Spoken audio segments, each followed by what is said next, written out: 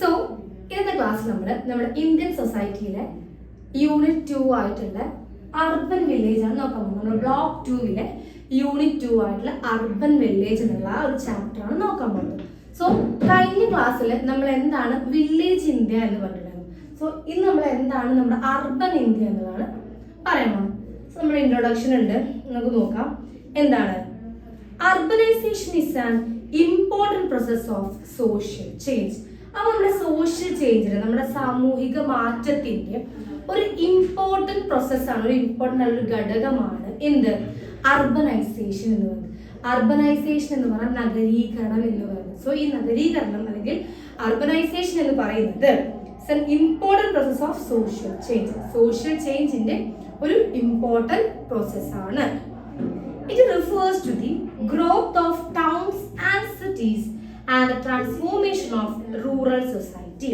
So, നമ്മുടെ ഗ്രാമപ്രദേശങ്ങളിൽ നിന്നും ഈ നഗരങ്ങളിലേക്കുള്ള ജനസംഖ്യയുടെ നീക്കവും അല്ലെങ്കിൽ ആൾക്കാരുടെ കുറവും ഒക്കെ എന്തിന്റെ വളർച്ചയാണെന്നാണ് പറയുന്നത്. ഈ ഒരു അർബനൈസേഷന്റെ വളർച്ചയാണെന്നാണ് പറയുന്നത്. കാരണം പണ്ടൊക്കെ ഗ്രാമങ്ങളിൽ മാത്രം ജീവിച്ചിരുന്ന ആളുകൾ ഇന്നിപ്പോ ഷിഫ്റ്റ് ചെയ്യണമെങ്കിൽ സിറ്റികളിലേക്ക്, ടൗണുകളിലേക്ക് മാറുമ്പോൾ അത് എന്തിന്റെ വളർച്ചയാണെന്ന് പറയുന്നത്, ഈ ഒരു അർബനൈസേഷന്റെ വളർച്ചയാണെന്നതാണ് പറയപ്പെടുന്നത്. അതേപോലെ തന്നെ Indian urbanization as a long historical background starting from ancient civilisation.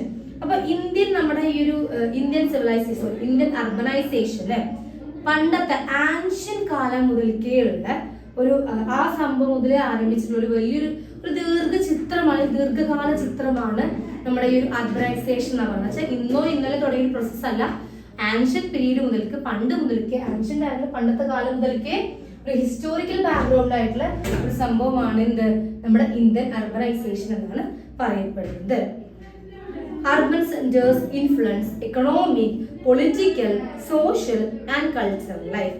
അതുപോലെ തന്നെ ഈ ഒരു അർബൻ ഇന്ത്യ എന്നുള്ള ആ ഒരു അർബൻ ലൈഫ് നമ്മളെ സാമൂഹികമായിട്ടും സാമ്പത്തികമായിട്ടും രാഷ്ട്രീയമായിട്ടുള്ള economic, political, social, cultural life ഇതിനെല്ലാം എന്ത് ചെയ്തിട്ടുണ്ട്, ഇൻഫ്ലുവൻസ് ചെയ്തിട്ടുണ്ട് എന്നാണ് പറയപ്പെടുന്നത്.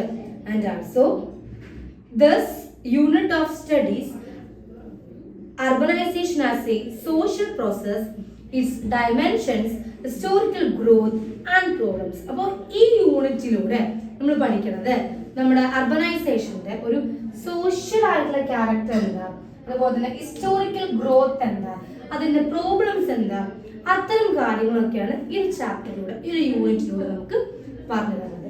സോ എന്തൊക്കെ പോയിന്റ്സ് ആണ് നമ്മൾ പറഞ്ഞത്. അർബനൈസേഷൻ എന്ന് പറഞ്ഞാൽ എന്ത്, urban India, what is urban India, അതാണ് ഇവിടെ പറയുന്നത്. എന്താ, urbanization is an important process of social change. നമ്മുടെ സമൂഹത്തിന്റെ സാമൂഹിക മാറ്റത്തിന്റെ ഒരു ഇമ്പോർട്ടൻറ്റ് സോഴ്സ് ആണ്, ഒരു പ്രധാനപ്പെട്ട ഘടകമാണ് എന്ത്, അർബനൈസേഷൻ അഥവാ നഗരീകരണം എന്ന് പറയപ്പെടുന്നത്. It refers to the growth of towns and cities and transformation of rural society. So നമ്മുടെ സിറ്റീസിന്റെ ഗ്രോത്തിന്, ടൗൺസിന്റെയും സിറ്റീസിന്റെ ഗ്രോത്തിനെ വളരെ നല്ല രീതിയിൽ ഇത് ഇൻഫ്ലുവൻസ് ചെയ്തിട്ടുണ്ടായിരുന്നു. കാരണം വില്ലേജിലുണ്ടായിരുന്ന ആളുകളൊക്കെ എവിടേക്ക് ഷിഫ്റ്റ് ചെയ്തിട്ടുണ്ടായിരുന്നു, സിറ്റീസിലേക്കും അതുപോലെ തന്നെ ടൗണിലേക്കൊക്കെ ഷിഫ്റ്റ് ചെയ്ത സമയത്ത് അവിടെ ആളുകളുടെ പോപ്പുലേഷൻ കൂടി. അതേപോലെ തന്നെ അതൊരു അർബനൈസേഷനെ വളരെയധികം നല്ല രീതിക്ക് ഒരു മാറ്റം ഉണ്ടാക്കി ചെയ്തിട്ടുണ്ടായിരുന്നു. Indian urbanization has a long historical background starting from ancient civilization. അതുപോലെ തന്നെ നമ്മുടെ ഇന്ത്യൻ അർബനൈസേഷന് ഒരു ലോങ് ആയിട്ടുള്ള ഹിസ്റ്റോറിക്കൽ ബാക്ക്ഗ്രൗണ്ട് തന്നെയുണ്ട് അല്ലേ. എവിടുന്ന ആൻഷ്യൻ സിവിലൈസേഷന്റെ കാലം, പണ്ട് കാലം മുതൽക്ക് സ്റ്റാർട്ട് ചെയ്തുള്ള ഒരു ലോങ് ടേം പ്രോസസ്സാണ്. അതായത് ഇപ്പൊ തുടങ്ങിയ സംഭവം എന്നല്ല, ഒരു ലോങ് ടേം പ്രോസസ്സാണ് നമ്മുടെ അർബനൈസേഷൻ എന്ന് പറയുന്നത്. Urban centers influence economic, political, social and cultural life. അതുപോലെ തന്നെ നമ്മുടെ ഒരു അർബൻ സെന്റേഴ്സ് എന്ന് പറയുന്നത് ഒരു എക്കണോമിക് ആയിട്ടും പൊളിറ്റിക്കൽ ആയിട്ടും സോഷ്യൽ ആയിട്ടും കൾച്ചറൽ ലൈഫ് ഇതിനെല്ലാം നല്ല രീതിക്ക് ഇൻഫ്ലുവൻസ് ചെയ്യുന്നുണ്ട്, നല്ല രീതിക്ക് ബാധിക്കുന്നുണ്ട്. This unit studies urbanization as a social process, its dimensions, historical growth and problems. അപ്പോൾ ഈ ഒരു യൂണിറ്റിലൂടെ നമുക്ക് കൃത്യമായിട്ടും വ്യക്തമായിട്ടും പറഞ്ഞു തന്നത് എന്താന്ന് വെച്ചാൽ അർബനൈസേഷന്റെ സോഷ്യൽ പ്രോസസ് എന്താ, ആൻഡ് അതിന്റെ dimensions, historical growth, historical problems, ഇതിലെ കാര്യങ്ങളൊക്കെയാണ്, വികസനങ്ങളും അങ്ങനത്തെ കാര്യങ്ങളൊക്കെയാണ് ഈ ഒരു യൂണിറ്റിലൂടെ, അർബൻ ഇന്ത്യ എന്ന് പറയുന്ന യൂണിറ്റിലൂടെ നമുക്ക് പറഞ്ഞു തരുന്നത്, നമ്മൾ മനസ്സിലാക്കാൻ പോകുന്നത്, നമ്മൾ പഠിക്കാൻ പോകുന്നത്. നെക്സ്റ്റ് നമുക്ക് നോക്കാം ഡയമെൻഷൻസ് ഓഫ് അർബനൈസേഷൻ. നമ്മളിവിടെ പറഞ്ഞു നമ്മൾ എന്താ പഠിക്കുന്നത്, അതിന്റെ dimensions, historical growth and problems, അതാണ് നമ്മൾ പഠിക്കാൻ പോകുന്നത്. നമ്മൾ ഓൾറെഡി പറഞ്ഞു കഴിഞ്ഞു. സോ എന്താണ് അർബനൈസേഷന്റെ ഡയമെൻഷൻസ് എന്തൊക്കെയാണ് നമുക്ക് നോക്കാം. Urbanization is not just population growth, അല്ലെ? ഈ അർബനൈസേഷൻ എന്ന് പറയുന്നത് ഒരു ജനസംഖ്യ, നമ്മൾ പറഞ്ഞല്ലോ ഇവിടെ എന്താ സിറ്റീസിലും അതുപോലെ തന്നെ ടൗണിലൊക്കെ ആളുകളുടെ പോപ്പുലേഷൻ കൂടി നമ്മൾ പറഞ്ഞല്ലോ, ആൾക്കാർ ഷിഫ്റ്റ് ചെയ്തപ്പോൾ ആൾക്കാരുടെ എണ്ണം കൂടുന്നു പറഞ്ഞല്ലോ. പക്ഷെ അതൊരു ആളുകളുടെ പോപ്പുലേഷൻ കൂടുന്നതിൽ മാത്രം ഒതുങ്ങി കൂടുന്ന ഒന്നല്ല എന്നാണ് പറഞ്ഞത്. So urbanization is not just population growth, അല്ലെ? ആളുകളുടെ ജനസംഖ്യ കൂടുന്ന പ്രക്രിയ അത് അല്ല ശരിക്കും, അല്ലെങ്കിൽ അത് മാത്രമല്ല അർബനൈസേഷൻ എന്ന പറഞ്ഞാല്. അത് മറ്റെന്തൊക്കെ ഉണ്ട്? എക്കണോമിക് ചേഞ്ചസ് വരുന്നുണ്ട്, അല്ലെ? സാമ്പത്തിക മാറ്റങ്ങൾ വരുന്നുണ്ട്, ഒക്യുപ്പേഷണൽ ഷിഫ്റ്റ്സുകൾ, തൊഴിൽ മേഖലയിൽ വരുന്ന മാറ്റങ്ങൾ വരുന്നുണ്ട്, സോഷ്യൽ റിലേഷൻഷിപ്പുകൾ, സാമൂഹിക ബന്ധങ്ങൾ വരുന്ന വ്യത്യാസങ്ങൾ വരുന്നുണ്ട്, കൾച്ചറൽ ട്രാൻസ്ഫോർമേഷൻ, സാംസ്കാരിക പരിവർത്തനങ്ങൾ വരുന്നുണ്ട്, people move from agriculture to non agriculture occupations, കൃഷിയിൽ നിന്നും ആളുകൾ വില്ലേജുകളിൽ കൃഷി ചെയ്തിരുന്ന ആളുകൾ കൃഷിയിൽ നിന്നും മറ്റ് ഒക്യുപ്പേഷൻ, മറ്റ് വ്യവസായങ്ങളിൽ തിരഞ്ഞെടുക്കുന്നതിലേക്ക് മാറുന്നുണ്ട്. പിന്നെ അതുപോലെ തന്നെ ഒരു വ്യക്തിയുടെ അർബൻ ലൈഫ്, അർബനൈസേഷൻ അല്ല, ആളുടെ ഒരു മോഡേൺ ലൈഫ് അല്ലെ അർബൻ ലൈഫ് എന്തിനൊക്കെ പ്രൊമോട്ട് ചെയ്യുന്നുണ്ട്? ആളെ എന്താ individualism, social mobility, heterogeneity, cities create new values, lifestyles and institutions. അതുപോലെ തന്നെ ഈ ഒരു വ്യക്തിവാദവും അതുപോലെ സാമൂഹികമായിട്ടുള്ള അദ്ദേഹത്തിന്റെ ഇൻഡിവിജ്വൽസ് ഒരു വ്യക്തി എങ്ങനെയുള്ള രീതിക്ക് മാറ്റുന്നുണ്ട്. പിന്നെ സമൂഹത്തിലുള്ള സാമൂഹികമായിട്ട് അയാൾ എങ്ങനെ കാണുന്നുണ്ടെന്ന് മാറ്റുന്നുണ്ട്. അതുപോലെ ഹെട്രോജിനിറ്റി പറഞ്ഞാൽ സഞ്ചാരശേഷി, ആള് കൂടുതൽ ലോകം കാണാവുന്ന രീതിയിലുള്ള സഞ്ചാരശേഷിയും ഒരു വ്യക്തിയിൽ വർദ്ധിപ്പിക്കുന്നതിലും ഇതിന് വലിയൊരു പങ്കുണ്ടെന്നാണ് പറയുന്നത്. Cities create new values, lifestyles and institutions. അതുപോലെ സിറ്റീസ് സ്വയം പര്യാപ്തരാവുകയും പുതിയ കാര്യങ്ങൾ കണ്ടുപിടിക്കുകയും അവർ അതിനനുസരിച്ച് ജീവിക്കാൻ പഠിക്കുകയും നാടോടുമ്പോൾ നടുവേ ഓടുന്ന രീതിക്ക് അവർ അതിനനുസരിച്ച് ജീവിക്കാൻ പഠിക്കുന്ന ഒരു കാലഘട്ടത്തിലേക്ക്, അല്ലെങ്കിൽ അങ്ങനത്തെ ഒരു മൈൻഡ് സെറ്റിലേക്ക് മാറുന്നു എന്നും പറയപ്പെടുന്നു. സോ എന്താണ് അർബനൈസേഷന്റെ ഡയമെൻഷൻ എന്ന് പറഞ്ഞാൽ, ഡയമെൻഷൻസ് ഓഫ് അർബനൈസേഷൻ എന്ന് പറഞ്ഞാൽ urbanization is not just population growth, അല്ലെ? ഒരു ഗ്രോത്ത്, ആളുകളുടെ എണ്ണം കൂടുക എന്നുള്ളതല്ല അർബനൈസേഷൻ കൊണ്ട് ഉദ്ദേശിക്കുന്നത്. അതിൽ മറ്റെന്തൊക്കെ മാറ്റങ്ങൾ വരുന്നുണ്ട്? എക്കണോമിക് ചേഞ്ചസ്, സാമ്പത്തികമായുള്ള മാറ്റങ്ങൾ വരുന്നുണ്ട്, ഒക്യുപ്പേഷൻ ഷിഫ്റ്റ്, തൊഴിൽ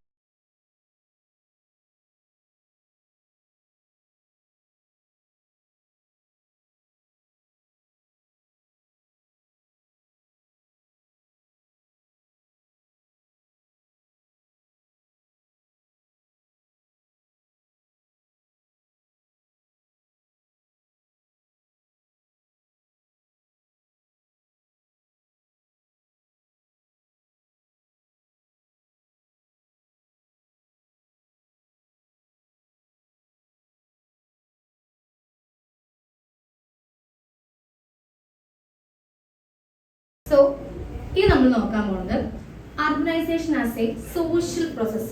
എങ്ങനെയാണ് അർബനൈസേഷൻ സാമൂഹികവുമായിട്ട് ബന്ധപ്പെട്ട് കിടക്കുന്നത്, സോഷ്യൽ പ്രോസസ് ആയിട്ട് എങ്ങനെയാണ് നമ്മുടെ അർബനൈസേഷൻ എന്നുള്ളത് നമുക്ക് നോക്കാം. So urbanization transforms rural society into urban society. അപ്പൊ നമ്മുടെ ഈ അർബനൈസേഷൻ, ഈ നഗരീകരണം എന്ന് പറയുന്നത്, ഈ അർബനൈസേഷൻ എന്ന് പറയുന്നത് നമ്മുടെ ഗ്രാമം എന്ന് പറഞ്ഞാൽ നമ്മുടെ റൂറൽ സൊസൈറ്റിനെ നഗരങ്ങളിലേക്ക് ആക്കുന്ന ഒരു പ്രക്രിയയാണ്, അർബൻ സൊസൈറ്റിയിലേക്ക് മാറ്റുന്ന ഒരു പ്രക്രിയയാണെന്ന് പറയുന്നത്. Urbanization transforms rural society into urban society. ഗ്രാമങ്ങളിൽ കിടക്കുന്ന ആൾക്കാരെ പിടിച്ചിട്ട് വലിയ നാടുകളിലേക്ക് അല്ലെങ്കിൽ ടൗണുകളിലേക്ക് മാറ്റുന്ന ഒരു പ്രക്രിയയാണ് എന്ത് അർബനൈസേഷൻ എന്ന് പറയുന്നത്. ഇറ്റ് ലീഡ്സ് ടു, അപ്പൊ അതുകൊണ്ട് ഉണ്ടാവുന്ന മെച്ചങ്ങൾ എന്തൊക്കെയാണ്? ഹൈയർ പോപ്പുലേഷൻ ഡെൻസിറ്റി, അല്ലെ? നല്ല ജനസാന്ദ്രതകൾ വർദ്ധിക്കും, ആളുകളുടെ എണ്ണം എന്ത് ചെയ്യും? വർദ്ധിക്കുന്നുണ്ട്. ഒക്യുപേഷണൽ സ്പെഷ്യലൈസേഷൻ അല്ലെ, തൊഴിൽ വിഭാഗത്തിൽ നല്ല രീതിക്ക് എന്തുണ്ടാവും, മാറ്റങ്ങൾ വരും. പിന്നെന്താ, സോഷ്യൽ ഡിഫറൻഷിയേഷൻ അല്ലെ, എന്താ സാമൂഹിക വ്യത്യാസങ്ങൾ അവിടെ സംഭവിക്കും. ഇപ്പോ അർബനൈസേഷൻ എന്ന് പറഞ്ഞാൽ നമ്മുടെ റൂറൽ സൊസൈറ്റിനെ, ഗ്രാമങ്ങൾ കിടക്കുന്ന ആൾക്കാരെ പിടിച്ചിട്ട് അർബൻ സൊസൈറ്റിയിലേക്ക്, നഗരങ്ങളിലേക്ക് മാറ്റുന്ന, ട്രാൻസ്ഫോം ചെയ്യുന്നൊരു പ്രക്രിയയാണ്. അത് മുഖാന്തരം നമുക്ക് എന്ത് ചെയ്യാൻ പറ്റും, ഹയർ പോപ്പുലേഷൻ ഡെൻസിറ്റി ഉണ്ടാക്കാൻ സാധിക്കും. ഒക്യുപേഷൻ സ്പെഷ്യലൈസേഷൻ, തൊഴിൽ മേഖലയിൽ മാറ്റം കൊണ്ടുവരാൻ സാധിക്കും. സോഷ്യൽ ഡിഫറൻസിയേഷൻ അല്ലെ, സാമൂഹികമായിട്ടുള്ള പ്രതിബന്ധങ്ങൾ നമ്മുടെ കൊണ്ടുവരുന്നത് പോസിബിൾ ആയിട്ടുള്ള കാര്യമാണ്. And also urban life changes social relations and behaviour. അതുപോലെ തന്നെ നമ്മുടെ ഈ ഒരു അർബൻ ലൈഫ് സോഷ്യൽ റിലേഷൻസിനെ, സാമൂഹികമായിട്ടുള്ള ടച്ചും അതുപോലെ തന്നെ ഒരു വ്യക്തിയുടെ ബിഹേവിയറിനൊക്കെ എന്ത് ചെയ്യും, മാറ്റങ്ങൾ വരുന്നത്. കാരണം ഒരു ഗ്രാമങ്ങളിൽ ജീവിക്കുന്ന വ്യക്തി തീർച്ചയായിട്ടും നഗരങ്ങളിലേക്ക് എത്തുമ്പോൾ ആള് സോഷ്യലി ഇന്ററാക്ട് ചെയ്യുന്ന വേയും ആളുടെ ബിഹേവിയറും ഒക്കെ ടോട്ടലി എന്താവും, ചേഞ്ചസ് വരുമെന്നാണ് പറയുന്നത്. അതുപോലെ തന്നെ cities, urban centers emerge when surplus production is possible. അതേപോലെ തന്നെ നമ്മൾ ഈ ഒരു വില്ലേജ് അർബൻ സെന്റേഴ്സ് നല്ല രീതിക്ക് പോപ്പുലറൈസ്ഡ് ആവണമെന്നുണ്ടെങ്കിൽ അവിടെ എന്തിന്റെ ഗ്രോത്ത് ഉണ്ടായിരിക്കണം, സർപ്ലസ് പ്രൊഡക്ഷൻ പോസിബിൾ ആയിരിക്കണം. എന്ന് വെച്ചാൽ ഈ ചെറിയ ചെറിയ ധാന്യങ്ങൾ, നവധാന്യങ്ങൾ പോലത്തെ ധാന്യങ്ങളൊക്കെ വിൽക്കുമ്പോഴേ അവിടെ എന്ത് ചെയ്യും, അറിയപ്പെടുന്ന രീതിക്ക് അവർക്ക് അത് മുഖാന്തരം പൈസ ഉണ്ടാക്കാനും കുറച്ചും കൂടെ പോപ്പുലേഷൻ ഉണ്ടാവണം എന്നുണ്ടെങ്കിൽ അവിടെ എന്ത് സംഭവിക്കണം, സർപ്ലസ് പ്രൊഡക്ഷൻ പോസിബിൾ ആയിരിക്കണം. സർപ്ലസ് ധാന്യങ്ങൾ, ഈ സർപ്ലസ് പ്രൊഡക്ഷൻ പോസിബിൾ ആയാൽ മാത്രമേ അർബൻ സെന്റേഴ്സ് ഉണ്ടാവുള്ളൂ, നല്ല രീതിക്ക് ഉയർച്ചയിലേക്ക് വരുള്ളൂ. And also cities become trade off. അങ്ങനെയാണെങ്കിൽ നമ്മുടെ സിറ്റീസ് ഒക്കെ എന്തിനാ ട്രേഡ് ആവും, ബിക്കം സെന്റേഴ്സ് ഓഫ് എന്തിൻ്റെയൊക്കെ, ട്രേഡിന്റെ സെന്റർ ആവും, അഡ്മിനിസ്ട്രേഷന്റെ, എഡ്യൂക്കേഷന്റെ, കൾച്ചറിന്റെ, ഇതിനൊക്കെ വലിയ ഭാഗങ്ങളായിട്ട് നമ്മുടെ അർബൻ സെന്റേഴ്സ് മാറുകയും ചെയ്യും. ഓക്കെ, സോ എന്താണ് അർബനൈസേഷൻ? സോഷ്യൽ പ്രോസസ്, സാമൂഹികവുമായി എങ്ങനെ അർബനൈസേഷൻ ബന്ധപ്പെട്ട് കിടക്കുന്നു എന്ന് ചോദിച്ചാൽ നമുക്ക് പറയാം, urbanization transforms rural society into urban society. Rural society, ഗ്രാമങ്ങളിലുള്ള ആളുകളെ പിടിച്ച് വില്ലേജിലേക്ക് മാറുന്ന ഒരു പ്രക്രിയയാണ് എന്ത്, അർബനൈസേഷൻ. അത് മുഖാന്തരം ഇറ്റ് ലീഡ്സ് ടു, അത് എന്തിനൊക്കെ സഹായിക്കും, ഹയർ പോപ്പുലേഷൻ ഡെൻസിറ്റി ഉണ്ടാവാൻ സഹായിക്കും. ഒക്യുപേഷൻ സ്പെഷ്യലൈസേഷൻ അല്ലെ, അവിടെ ജോലി തൊഴിൽ മേഖലകളിൽ ഒരു നല്ല രീതിക്കുള്ള എന്തുണ്ടാവാൻ സാധിക്കും. സോഷ്യൽ ഡിഫറൻസിയേഷൻ, അവരുടെ സാമൂഹിക പ്രതിബന്ധങ്ങൾ ഉണ്ടാവാൻ അവിടെ സഹായിക്കും. Urban centres emerge when surplus production is possible.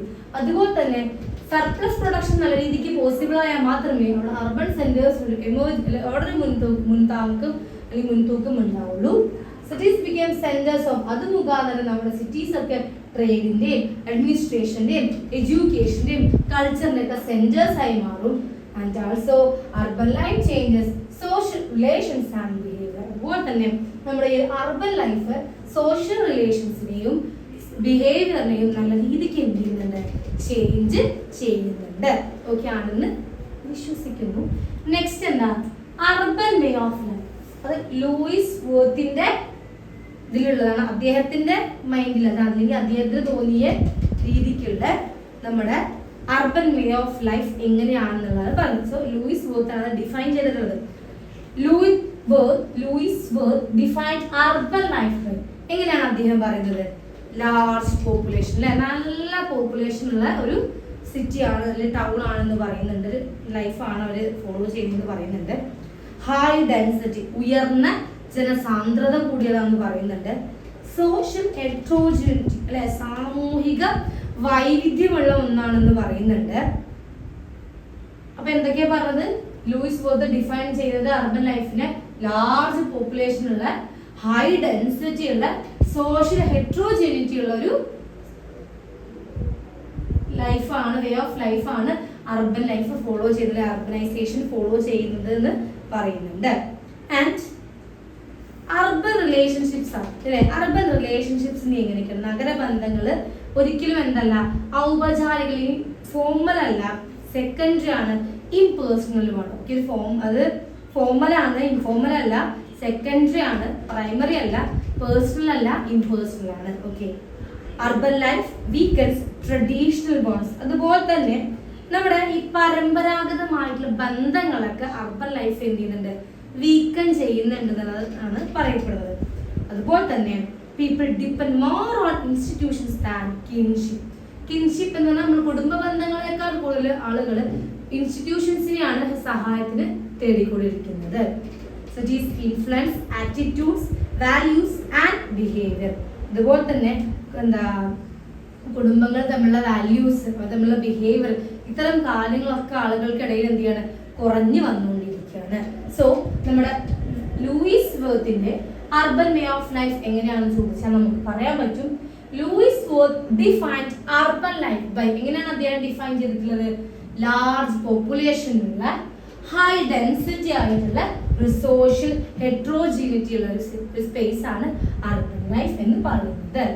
And urban relationships എന്തൊക്കെയാണ്, സെക്കൻഡറി ആണ്, ഫോർമൽ ആണ് ആൻഡ് ഇംപേഴ്സണൽ ആണ്. അർബൻ റിലേഷൻഷിപ്സ് ഒക്കെ ഫോർമൽ ആണ്, സെക്കൻഡറി ആണ് ആൻഡ് ഇംപേഴ്സണൽ ആണെന്നും അദ്ദേഹം പറയുന്നുണ്ട്.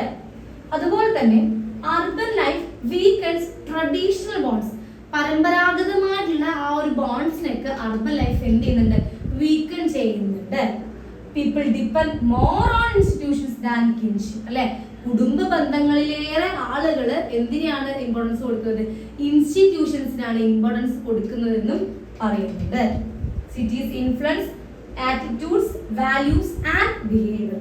അതുപോലെ തന്നെ ഒരു വ്യക്തിയുടെ ആറ്റിറ്റ്യൂഡ്സിനെയും വാല്യൂസിനെയും ബിഹേവിയറിനെ നല്ലതുപോലെ എന്ത് ചെയ്യുന്നുണ്ട്, സിറ്റീസ് ഇൻഫ്ലുവൻസ് ചെയ്യുന്നുണ്ട്. അതാണ് ഈ urban way of life, Louis വർത്തിന്റെ ഒരു വ്യൂ പോയിന്റില്. അതും ക്ലിയർ ആണെന്ന് വിശ്വസിക്കുന്നു. അപ്പോൾ നെക്സ്റ്റ് നമ്മൾ നോക്കാൻ പോണത് urbanization in pre independent India. നമ്മുടെ പ്രീ ഇൻഡിപെൻഡന്റ് ഇന്ത്യക്ക് സ്വാതന്ത്ര്യത്തിന് മുൻപുള്ള നമ്മുടെ ഇന്ത്യയിലുണ്ടായിരുന്ന ആ ഒരു അർബനൈസേഷൻ എങ്ങനെയാണെന്ന് നമുക്ക് നോക്കാം. So urbanization in India existed from ancient times. ഞാൻ നേരത്തെ പറഞ്ഞതുപോലെ ഇന്നോ ഇന്നലെ തുടങ്ങിയതല്ല, പണ്ട് കാലം മുതൽക്കേ എന്തുണ്ട്, നമ്മുടെ ഒരു അർബനൈസേഷൻ എന്ന പ്രോസസ്സ് നമ്മുടെ ഇന്ത്യയിലുണ്ട്. ഓക്കെ, അതല്ലാതെ അത് ഇപ്പോൾ തുടങ്ങിയതെന്നല്ല, സ്വാതന്ത്ര്യത്തിന് മുമ്പ് തന്നെ ഇന്ത്യയിൽ നിലനിൽക്കുന്ന ഒരു സിസ്റ്റമാണ് നമ്മുടെ urbanization. Early cities emerged along river valleys. ആദ്യമൊക്കെ പണ്ട് കാലത്തൊക്കെ ഈ റിവർ വാലീസിൽ നദീതടങ്ങളിലായിരുന്നു ഇത്തരം വില്ലേജുകൾ ആയിട്ട് അവർ രൂപപ്പെട്ടിട്ടുണ്ടായിരുന്നത്. Trade, administration and religion influenced urban growth. അതുപോലെ തന്നെ വ്യാപാരം, ഭരണം, മതം ഇതെല്ലാം നല്ല രീതിക്ക് അർബനൈസേഷനെ ഇൻഫ്ലുവൻസ് ചെയ്തിട്ടുണ്ടായിരുന്നു. Colonial rule change the pattern of urbanisation. അതുപോലെ തന്നെ കൊളോണിയൽ റൂൾ വന്ന സമയത്ത് നമ്മുടെ അർബനൈസേഷൻ്റെ പാറ്റേൺ തന്നെ വളരെയധികം മാറ്റം വന്നിട്ടുണ്ടായിരുന്നു, അതിന് ചേഞ്ച് വന്നിട്ടുണ്ടായിരുന്നു. Cities became centres of administration and industry. അതുപോലെ തന്നെ നമ്മുടെ സിറ്റീസ് അഡ്മിനിസ്ട്രേഷൻ്റെയും ഇൻഡസ്ട്രിയുടെ ഒക്കെ വലിയ വലിയ സിറ്റികളായിട്ടും മാറിയിട്ടുണ്ടായിരുന്നു. So the urbanisation in pre independent India, ഇന്ത്യക്ക് സ്വാതന്ത്ര്യം കിട്ടുന്നതിന് മുൻപുള്ള അർബനൈസേഷൻ എങ്ങനെയാണെന്ന് നമുക്ക് നോക്കാം. Urbanisation in India existed from ancient times. പണ്ട് കാലം മുതൽക്കേ അർബനൈസേഷൻ എന്ന് പറഞ്ഞ പ്രോസസ്സ് നമ്മുടെ ഇന്ത്യയിൽ നിലനിൽക്കുന്നുണ്ടായിരുന്നു. സ്വാതന്ത്ര്യത്തിന് മുൻപ് തന്നെ അർബനൈസേഷൻ നമ്മുടെ ഇന്ത്യയിൽ നിലകൊണ്ടിട്ടുണ്ടായിരുന്നു. Early cities emerged along river valleys. അപ്പോൾ പണ്ടൊക്കെ ഇവർ നദീതടങ്ങളിലായിരുന്നു ഇവരൊരു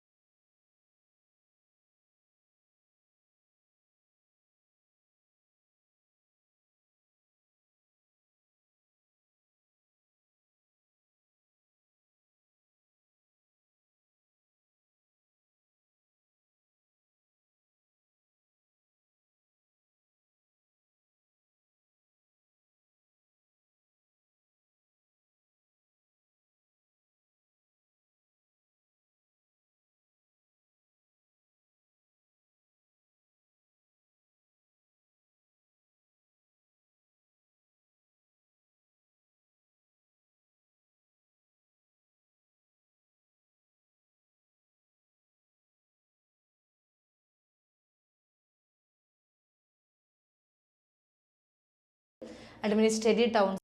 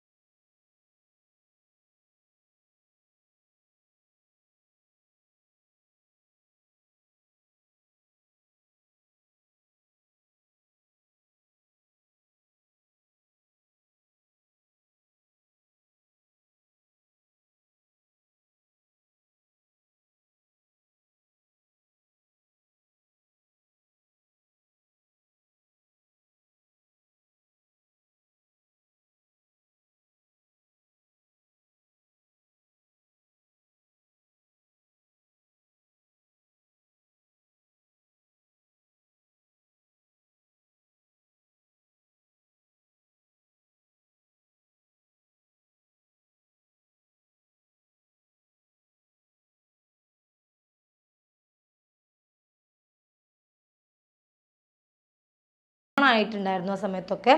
കാസ്റ്റ് ഇൻഫ്ലുവൻസ് സ്പേഷ്യൽ ഓർഗനൈസേഷൻ അല്ലേ, നമ്മളെ മതങ്ങൾ നല്ല രീതിക്ക് ഓരോ ഓർഗനൈസേഷൻ്റെ നല്ല രീതിക്കുള്ള ഉയർച്ചയിലേക്ക് നല്ല രീതിക്ക് ഇൻഫ്ലുവൻസ് ചെയ്തിട്ടുണ്ടായിരുന്നു. Markets and temples were central features. അതുപോലെ തന്നെ നമ്മുടെ മാർക്കറ്റ്സും ടെമ്പിൾസും ഒക്കെ ആയിരുന്നു എല്ലാത്തിൻ്റെ മതിലുകളും കോട്ടകളൊക്കെ നഗരങ്ങളുടെ ഒരു സവിശേഷത കേന്ദ്രങ്ങളായിട്ട് മാറിയിട്ടുണ്ടായിരുന്നു.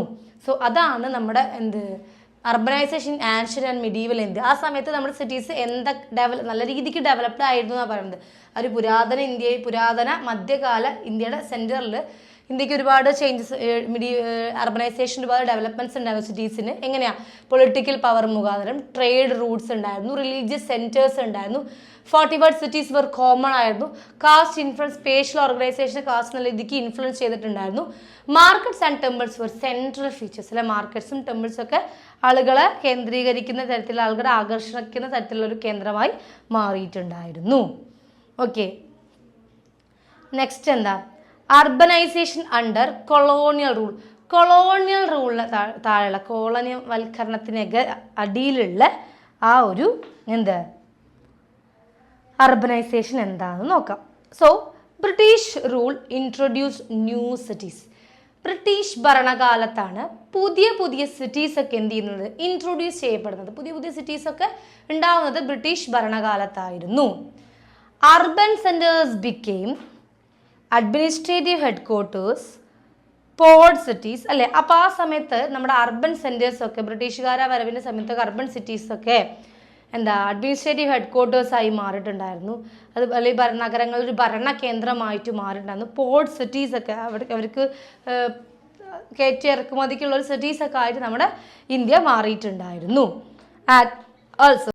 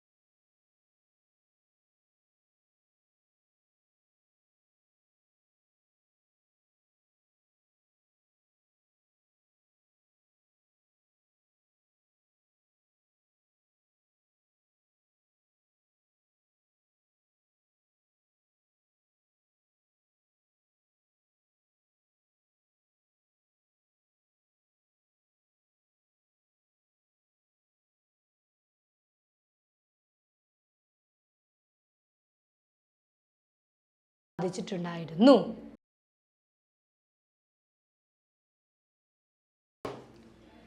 സോ ഇനി നമ്മൾ നോക്കാൻ പോകുന്നത് അർബനൈസേഷൻ ഇൻ ഇൻഡിപെൻഡന്റ് ഇന്ത്യ. അപ്പോൾ നമ്മൾ നേരത്തെ പറഞ്ഞു സ്വാതന്ത്ര്യത്തിന് മുൻപുള്ള ഇന്ത്യയിൽ ഉണ്ടായിരുന്ന അർബനൈസേഷൻ എങ്ങനെയാണെന്ന് പറഞ്ഞു.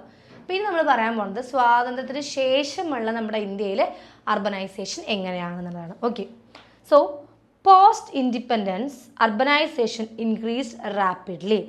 സ്വാതന്ത്ര്യത്തിന് മുൻപ് ഉണ്ടായിരുന്നതിനേക്കാട്ടിലും മുൻപ് അതിവേഗത്തിൽ സ്വാതന്ത്ര്യത്തിന് ശേഷം ഉള്ള അർബനൈസേഷൻ അതിനൊരു വളർച്ച ഉണ്ടായിരുന്നു. പ്രീ ഇൻഡിപെൻഡൻറ്റ് മുന്നത്തെക്കാട്ടിലും വേഗതയിലുള്ള വളർച്ചയായിരുന്നു ഇൻഡിപെൻഡൻസ് കിട്ടിയതിന് ശേഷം ഉണ്ടായിരുന്നത്. Census definitions of urban areas were standardized. അതുപോലെ തന്നെ നഗരങ്ങൾ നമ്മളിങ്ങനെ സെൻസസ് ചെയ്യുന്നത് എന്ത് ചെയ്തിട്ടുണ്ടായിരുന്നു, അതിനെ വ്യക്തമായി നിർവചിക്കാൻ നമ്മളെ സഹായിച്ചിട്ടുണ്ടായിരുന്നു. സെൻസസ് ഡെഫിനിഷൻസ് നമ്മൾ അർബൻ ഏരിയയെ നമുക്കൊന്ന് സ്റ്റാൻഡേർഡൈസ് ചെയ്തിട്ട് നമുക്കൊന്ന് വ്യക്തമായിട്ട് അറിയാനുള്ളൊരു ധാരണ ഉണ്ടാകാനെ കുറിച്ചിട്ട് നമ്മളെ സഹായിച്ചിട്ടുണ്ടായിരുന്നു. Urban population growth accelerated after 1951. അതുപോലെ തന്നെ 1951 ശേഷം നമ്മുടെ അർബൻ പോപ്പുലേഷൻ ഗ്രോത്ത് വളരെ സ്പീഡിലായിരുന്നു. പിന്നീട് അങ്ങനെ വളരെ പെട്ടെന്നായിരുന്നു നമ്മുടെ അർബനൈസേഷൻ്റെ വേഗത ഉണ്ടായിരുന്നത്. Industrialization and migration caused city expansion. അതുപോലെ തന്നെ വ്യവസായവൽക്കരണവും അതുപോലെ തന്നെ ഒരുപാട് തരത്തിലുള്ള കുടിയേറ്റങ്ങളും സംഭവിച്ചപ്പോൾ നമ്മുടെ അർബനൈസേഷന് ഇതെല്ലാം നല്ല രീതിക്ക് കാരണമായിട്ടുണ്ടായിരുന്നു. ഒരുപാട് ഇൻഡസ്ട്രിയലൈസേഷനും മൈഗ്രേഷനും ഒക്കെ കാരണം നമ്മുടെ അർബനൈസേഷന് നല്ല രീതിക്കൊരു ഉന്മേറ്റവും മാറ്റങ്ങളും ഉണ്ടായിട്ടുണ്ടായിരുന്നു. അതേപോലെ തന്നെ എന്താ പറയണേ, classification of towns based on population size. അതുപോലെ തന്നെ നമ്മുടെ അർബനൈസേഷന് ഇന്ത്യയിലെ ഏരിയാസൊക്കെ ക്ലാസിഫൈ ചെയ്തിട്ടുണ്ടായിരുന്നു. എങ്ങനെ? പോപ്പുലേഷൻ്റെ സൈസ് അനുസരിച്ച് എത്ര ആൾക്കാർ എത്ര സ്ഥലങ്ങളുണ്ട് പറഞ്ഞാൽ ആ ആൾക്കാരെ പോപ്പുലേഷൻ അനുസരിച്ചിട്ട് ഇന്ത്യയെ പലതരത്തിൽ ക്ലാസിഫൈ ചെയ്തിട്ടുണ്ടായിരുന്നു. സോ അർബനൈസേഷൻ ഇൻഡിപെൻഡൻറ്റ് ഇന്ത്യയിൽ പറയുകയാണെങ്കിൽ നമുക്ക് അറിയാം post independence urbanization increase rapidly. സ്വാതന്ത്ര്യം കിട്ടുന്നതിനെക്കാട്ടിലും മുൻപത്തെക്കാട്ടിലും കൂടുതലായിരുന്നു, റാപ്പിഡായിരുന്നു പിന്നീടുള്ള നമ്മുടെ അർബനൈസേഷൻ്റെ വളർച്ച എന്ന് പറയുന്നത്. Census definitions of urban areas were standardised. അതുപോലെ തന്നെ സെൻസസ് ഡെഫിനിഷനൊക്കെ വന്നപ്പോൾ നമ്മുടെ അർബനൈസേഷന് തന്നെ ഒരു സ്റ്റാൻഡേർഡ് കീപ്പ് ചെയ്തപോലെ അതിന് തന്നെ ഒരു വളർച്ച, ഒരു മാറ്റം വന്നതുപോലെ ആയിട്ടുണ്ടായിരുന്നു. Urban population growth accelerated after 1951. 1951 ശേഷം നമ്മുടെ അർബൻ പോപ്പുലേഷൻ്റെ ഗ്രോത്ത് എന്ന് പറഞ്ഞാൽ വളരെ സ്പീഡിലായിരുന്നു. Industrialisation and migration caused city expansion. അതുപോലെ തന്നെ ഇൻഡസ്ട്രിയലൈസേഷനും മൈഗ്രേഷനും ഒക്കെ നമ്മുടെ സിറ്റിയുടെ വളർച്ചയെ നല്ല രീതിക്ക് ബാധിച്ചിട്ടുണ്ടായിരുന്നു, ഇൻഫ്ലുവൻസ് ചെയ്തിട്ടുണ്ടായിരുന്നു. Classification of towns based on population size. അതുപോലെ തന്നെ ടൗണുകളെ പല രീതിയിൽ ക്ലാസിഫൈ ചെയ്തിട്ടുണ്ടായിരുന്നു. എന്തിൻ്റെ ബേസിലായിരുന്നു? അവരുടെ സൈസിനനുസരിച്ചിട്ടും അവിടുത്തെ പോപ്പുലേഷൻ അനുസരിച്ചിട്ടൊക്കെ നമ്മുടെ സിറ്റീസിനെയൊക്കെ ക്ലാസിഫൈ ചെയ്തിട്ടുമുണ്ടായിരുന്നു. That is urbanisation in independent India. വീണ്ടും പറയുന്നു, this is only the points. ഇത് ആ ടെക്സ്റ്റ് നമ്മൾ ചുരുക്കി എഴുതിയ പോയിന്റ്സ് മാത്രമാണ്. ഈ പോയിന്റ്സ് നോട്ട് ചെയ്യുക, ടെക്സ്റ്റ് റീഡ് ചെയ്യുക, ദെൻ നിങ്ങൾ നിങ്ങളുടെ ഐഡിയക്ക് രണ്ടും കൂടെ കമ്പൈൻ ചെയ്തിട്ട് എഴുതുക. അപ്പോഴേ നല്ല മാർക്ക് നമുക്ക് എന്ത് ചെയ്യാൻ പറ്റുള്ളൂ, വാങ്ങാൻ പറ്റുള്ളൂ. ജസ്റ്റ് ഈ പോയിന്റ്സ് മാത്രം നോക്കിയതുകൊണ്ട് നമുക്ക് എന്ത് കിട്ടില്ല, മാർക്ക് കിട്ടില്ല. പക്ഷെ ലാസ്റ്റായി പറഞ്ഞതുകൊണ്ടോ നിങ്ങൾക്ക് ആ സംഭവം അണ്ടർസ്റ്റാൻഡബിൾ ആവുകയും ചെയ്യില്ല. അതുകൊണ്ടാണ് ഇങ്ങനെ പോയിന്റ്സ് ആക്കിയിട്ട് തരുന്നത്. Okay, then rural urban continuum അല്ലേ. ആ ഒരു റൂറൽ അർബൻ, ഗ്രാമവും നഗരവും തമ്മിലുള്ള ആ ഒരു സംഭവം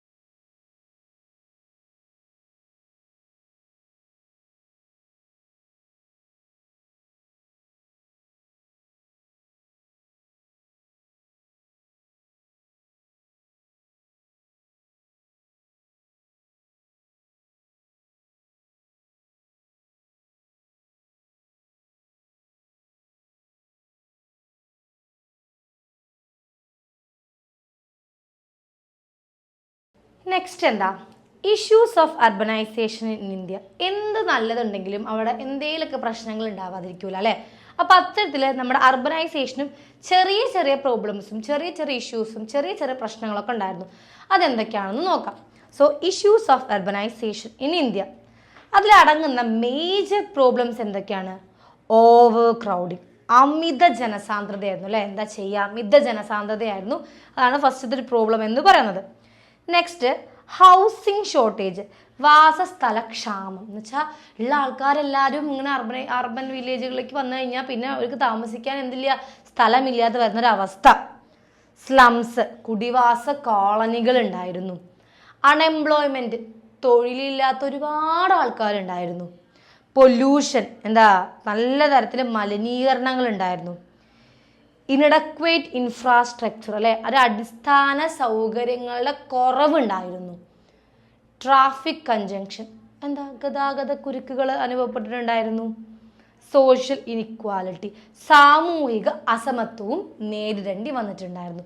ഇതൊക്കെയാണ് നമ്മുടെ അർബനൈസേഷൻ്റെ ഇഷ്യൂസ് എന്ന് പറയുന്നത്. അതിലടങ്ങുന്ന മേജർ പ്രോബ്ലംസ് എന്തൊക്കെയായിരുന്നു? ഓവർ ക്രൗഡിങ് ആയിരുന്നു, ഹൗസിംഗ് ഷോർട്ടേജ് ഉണ്ടായിരുന്നു, സ്ലമ്മുകളിലായിരുന്നു പിന്നെയുള്ള ആൾക്കാരുടെ താമസങ്ങളൊക്കെ, അൺഎംപ്ലോയ്മെൻ്റ് ആയിരുന്നു, പൊല്യൂഷൻ ഉണ്ടായിരുന്നു, ഇനഡക്വേറ്റ് ഇൻഫ്രാസ്ട്രക്ചർ ആയിരുന്നു, ആൻഡ് ട്രാഫിക് കൺജക്ഷൻ നല്ലതുപോലെ ഉണ്ടായിരുന്നു, and social inequality.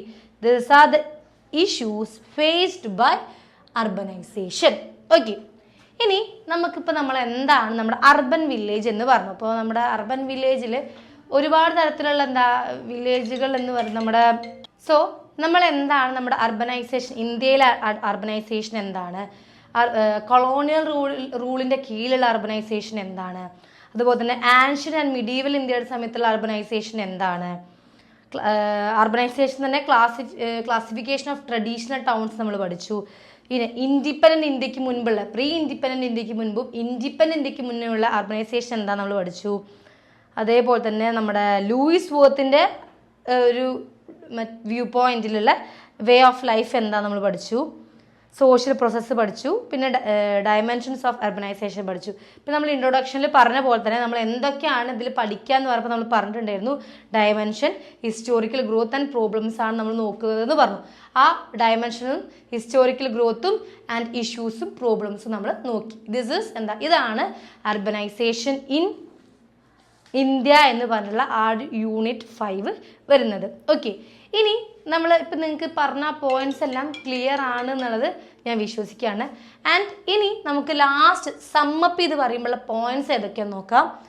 Urbanisation is a complex social process. നമ്മുടെ അർബനൈസേഷൻ എന്ന് പറയുന്നത് ഒരു കോംപ്ലക്സ് പ്രോസസ്സാണ്. ഓക്കെ, ആൻഡ് ഇറ്റ് എഫക്ട്സ് എന്തിനൊക്കെ എഫക്ട്സ് ചെയ്യുന്നുണ്ട്? നമ്മുടെ എക്കണോമിക് ആയിട്ടുള്ള സോഷ്യൽ കൾച്ചർ ലൈഫ്, ഇതിനൊക്കെ നല്ല രീതിക്ക് എന്ത് ചെയ്യുന്നുണ്ട്? എഫക്റ്റ് ചെയ്യുന്നുണ്ട്.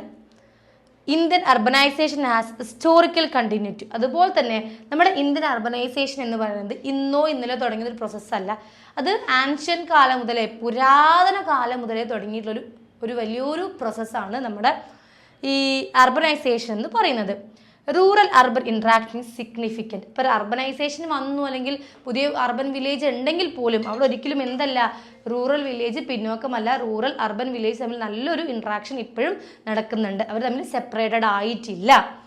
അതുപോലെ തന്നെ urban problems need plan development. നമ്മൾ ഈ പറഞ്ഞ അർബൻ ഇഷ്യൂസിലൊക്കെ നമുക്ക് നല്ല രീതിക്ക് എന്ത് വേണം? നല്ലൊരു പ്ലാൻ ഡെവലപ്മെൻറ്റ് വേണം. അത് ഇഷ്യൂസായിട്ട് എന്നും നിലനിന്നാൽ പോരാ, അത് നമുക്ക് തരണം ചെയ്യുന്ന തരത്തിലുള്ള നല്ല പ്ലാൻഡ് ആയിട്ടുള്ള ഡെവലപ്മെൻറ്റുകളും വേണം.